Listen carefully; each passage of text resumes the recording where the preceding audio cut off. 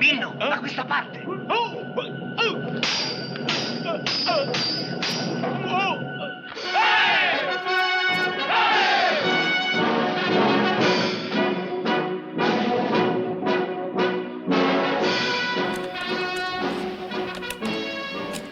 J'étais le premier à innover, à créer une méthode qui consiste à travailler sur l'Antiquité par le moyen du cinéma.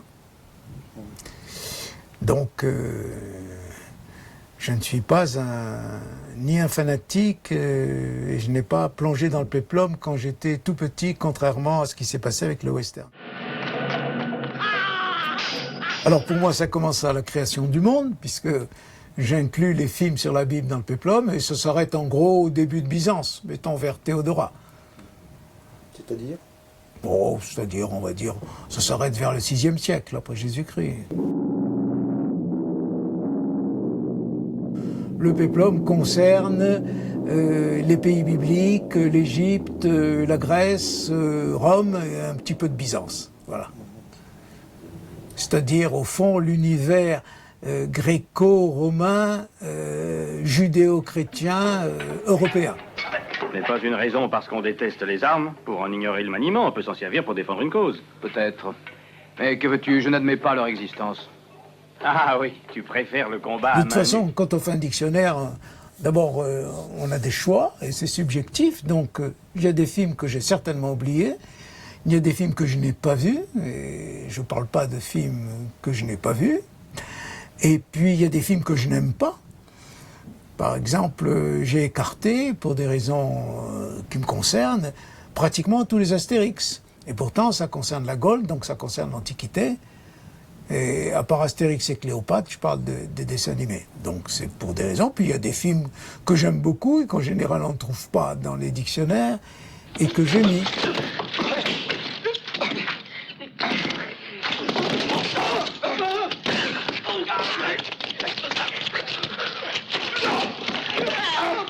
Et ce qui est étonnant, c'est que, puisque ça se résume à des gros bras, Hercule, à part un dessin animé, n'a jamais été filmé tout au long du cinéma muet. Il faut attendre 1957 pour voir Hercule au cinéma. Alors, donc, c'est un peu bizarre. Vous avez quelques films muets sur Persée, Jason, Thésée, mais à peine, quoi. Donc la mythologie grecque au cinéma, c'est vraiment à partir de ce que j'appellerais le deuxième âge d'or du péplum, c'est-à-dire entre 55 et 65.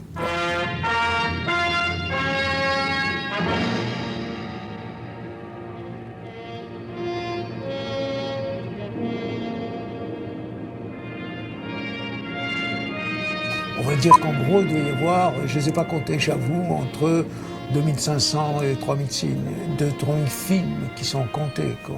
Oui. En tout cas, le nombre d'entrées, c'est 600. J'ai toujours travaillé sur le péplum, donc j'ai déjà beaucoup écrit. Donc, ce qu'il a fallu, c'est plutôt que je mette ça en forme et que j'ajoute quand même, ce qui m'a demandé beaucoup de travail, des analyses de films sortis depuis 2000, depuis Gladiator, quoi.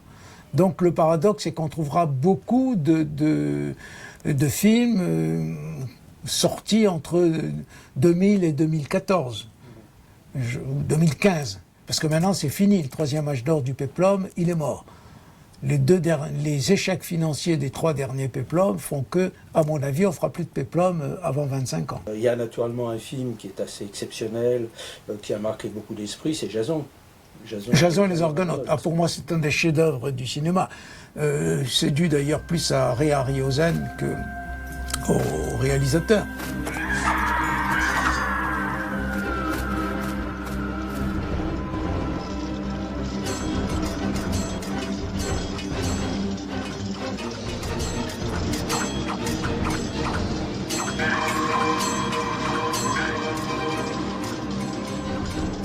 C'est extraordinaire.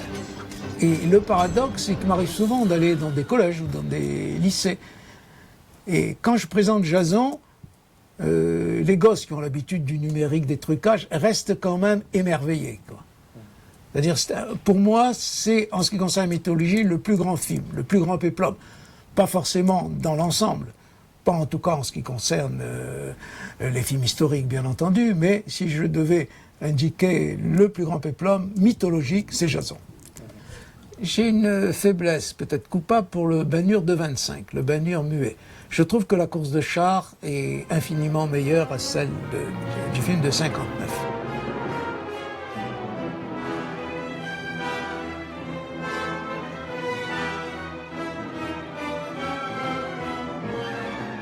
Le paradoxe, c'est que c'est quand même William Wyler, qui était assistant 25, qui a tourné la course de chars, et il a été tellement traumatisé que quand il a réalisé Ben-Hur, sur son contrat, il y avait que c'est pas lui qui filmerait la course de chars.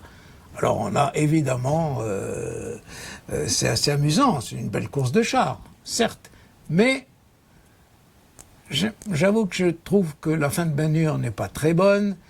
Le roman a été adapté à moitié, tandis que dans le film de 25, le roman de Lewis Wallace est adapté complètement. Il n'y a que Charlton Heston qui me paraît être un Ben-Hur effectivement un peu plus frappant, peut-être un peu plus énergique que Ramon Novarro.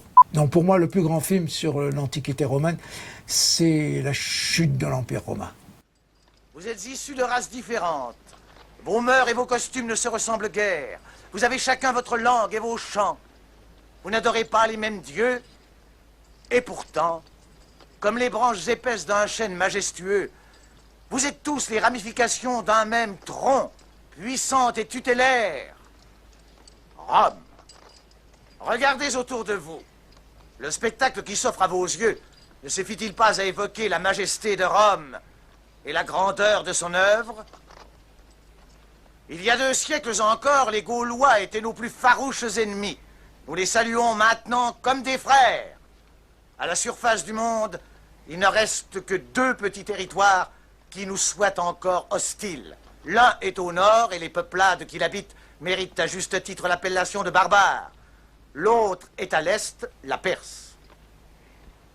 Il n'y a qu'à ces 2 frontières que vous trouverez donc encore l'aspect idéologique est très fort dans la chute de l'Empire romain, qui est à mon avis le sujet le plus intéressant, et a disparu. Regardez le remake honteux qui est Gladiator, c'est fini, il n'y a plus d'idéologie, il n'y a plus rien derrière, parce qu'en 2000, il n'y a rien.